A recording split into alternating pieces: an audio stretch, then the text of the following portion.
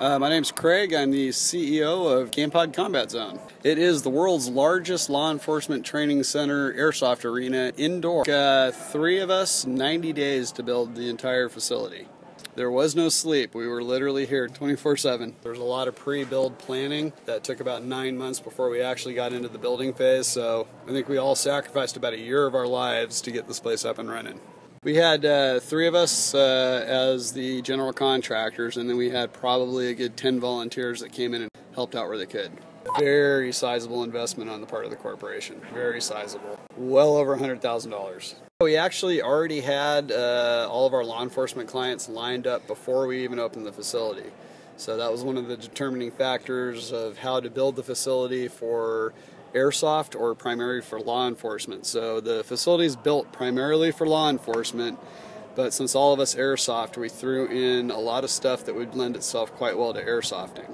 This is something actually we've wanted to do as a company for a while. Just had to kind of have everything line up right as far as timing, property availability, that type of thing. So it was really just kind of all the right factors coming together at the right time. I've been working in the training aspect of law enforcement for probably the last 15 years, training quite closely with those folks for over a decade.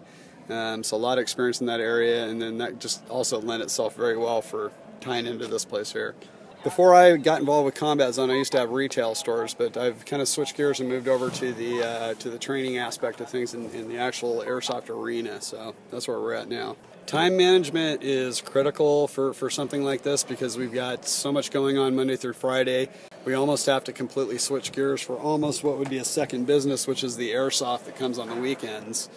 Now, our main income is derived from law enforcement training. The airsoft, there's not a lot of money in airsoft for running events because you've got insurance, overhead. By the time you're done, it's kind of a break-even situation, but we do the airsoft on the weekends just out of pure love for the sport. Airsoft is a game of honor. It's kind of extreme live-action role-playing. It's where you get to go out, pay honor to the people that have served our country, because that's what we're all doing out here.